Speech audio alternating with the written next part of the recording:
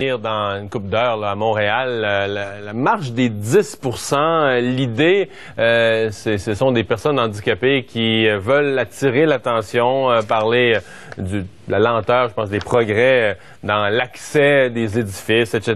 Tous les progrès qui sont attendus par les personnes handicapées. Richard Guillemette est organisateur de cette marche, fondateur du mouvement citoyen Handicap Québec. Bonjour, M. Guillemette. Bonjour, M. Dumont, vous allez bien? Oui, très bien. D'abord, marche des 10%, là, parlez-nous du 10% en question, de cette symbolique-là. D'après l'Office des personnes handicapées du Québec, il y a environ 765 000 personnes handicapées au Québec. Et c'est de là, le nom vient de là, la marge des 10%, donc 10% de la population.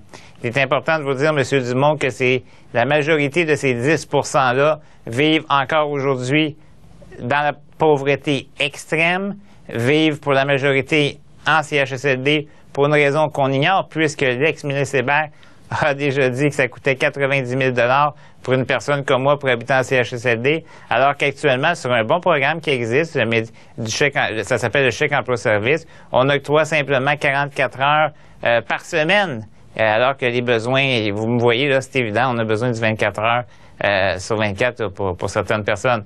Donc, c'est ça qu'on va dénoncer aujourd'hui, c'est ça qu'on dénonce depuis, mon Dieu, 70 ans. Hein. Mm-hmm. Je lisais là, sur la page Internet de votre organisme, et ce que j'entendais, ce que je lisais à travers les lignes, peut-être une impression qu'il y a été une époque, on pense à l'arrivée de René Lévesque, de Denis Lazure qui avait été nommé ministre responsable des personnes handicapées, il y a comme eu une époque de, je sais pas comment ça, de grands progrès, en tout cas d'accélération des progrès certainement, et peut-être une impression de votre part que ces dernières années, ça stagne un peu ou même que ça recule. Est-ce que je l'interprète bien? Écoutez, M. Dumont, vous pouvez pas dire mieux. Moi, depuis que j'ai 41 ans, et depuis que je suis tout petit, il se passe pas grand-chose, là. Les personnes handicapées sont complètement oubliées par les gouvernements passés. Je dis passés parce que je vais pas trop me lancer dans le présent, parce que j'espère que M. Couillard va se réveiller un peu puis il va dire, ben on va arrêter de les oublier. Le gouvernement nous oublie, M. Dumont, vous savez pourquoi? Parce qu'on n'est pas capable de manifester en grand nombre. La mobilisation, c'est pas évident pour nous autres, pour toutes sortes de raisons. L'accessibilité, l'argent, je t'en ai parlé tantôt. Et écoutez, on est laissé dans la grosse misère. Puis il faut dire une chose importante, M. Dumont. Les personnes handicapées ne font pas pitié, là. C'est pas ça le message, hein. Puis on n'est pas là après quêter au coin de la rue, là. C'est pas ça, là. Je pense qu'on a droit à une part de richesse en tant que citoyen du Québec. Et si on n'est pas bienvenu au Québec, ben dites-nous-les, puis on va sacrer notre camp, parce qu'à un moment donné, c'est ça que je pense, là. Plusieurs de mes amis décèdent en ce moment dans l'extrême pauvreté. J'ai un ami d'ailleurs qui est décédé dernièrement, puis il n'a jamais pu jouir de la vie. Jamais, monsieur. Puis pas à cause qu'il est handicapé, à cause que l'État lui met des barrières et il le traite comme un moins que rien. J'aime souvent dire que nous sommes malheureusement des citoyens de deuxième classe. Alors, j'espère que... Je sais bien que la marche d'aujourd'hui... Tu sais, j'ai pas de grand espoir, M. Dumont, mais l'espoir que j'ai, c'est qu'aujourd'hui, la majorité des médias sont intéressés. Vous êtes intéressés, puis ça m'interpelle parce que ça me dit, ah ben là, si les médias nous aident, on va arriver à quelque part. Ouais. Ça serait dommage, M. Dumont, d'arriver à la désobéissance civile, et à un moment donné, je commence à y penser sérieusement. Sauf qu'avoir du poivre de Cayenne d'en face, c'est sûrement pas la meilleure chose qui pourrait m'arriver. Ouais. Vous avez mentionné, parce qu'il y a beaucoup de choses là, dans la défense de votre dossier, vous avez répété à plusieurs reprises la pauvreté. Donc, au-delà là, des rampes d'accès et des éléments plus terre-à-terre, vous êtes dans peut-être un autre niveau de dossier. La lecture que vous faites, c'est que les personnes handicapées, si on a 760 000, vous incluez tous les types de handicaps, je présume, motricité, visuelle, etc.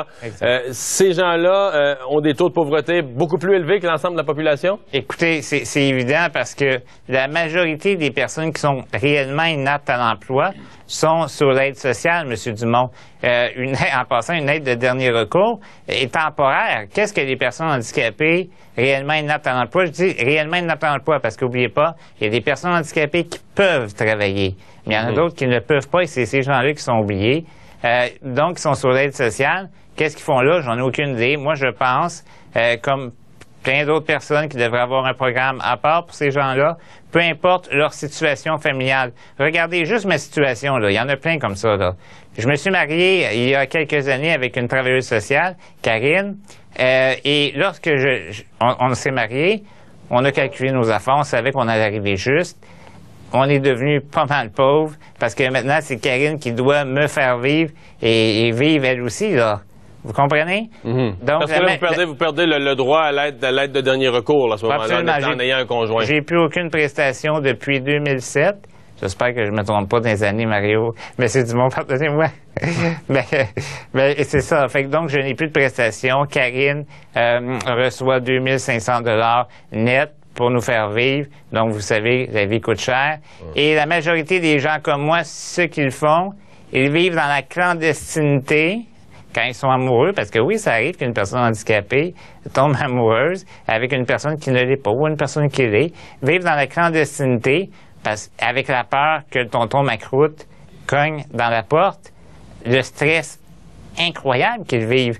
Mais bon, ils ont le droit de s'aimer. Je pense que le gouvernement devrait vraiment réagir là-dessus. J'interpelle personnellement le premier ministre du Québec à vouloir me recevoir prochainement avec d'autres organismes. La marche cet après-midi, je présume, c'est quand même pas si simple, l'organisation d'une marche.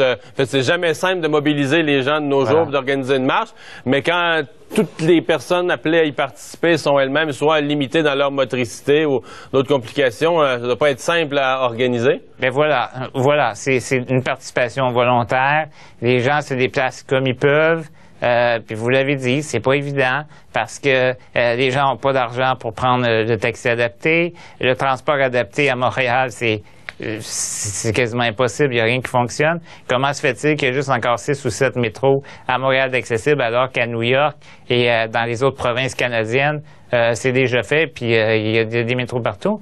Non, c'est pas facile parce qu'il y a des gens qui voulaient venir de Québec, de Sherbrooke, de Hull, mais ils pourront pas venir, là, ils pourront pas venir. Alors, naturellement, j'appelle la population qui, eux, peuvent venir. Les gens qui marchent, là, venez nous voir au Parc La Fontaine.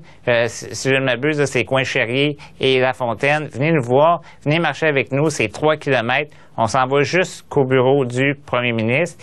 Et, M. Dumont, chose importante, il y a un de nos amis du Mouvement Citoyen Handicap Québec qui restera là de 14h de 16h à 4h du matin pour faire une vigile.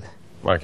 Donc, ça se met en branle la marche 13h30 au Parc La Fontaine pour les gens qui voudraient se joindre. M. Guillemette, merci d'avoir été là. Merci à vous, M. Dumont. Au revoir. Au revoir.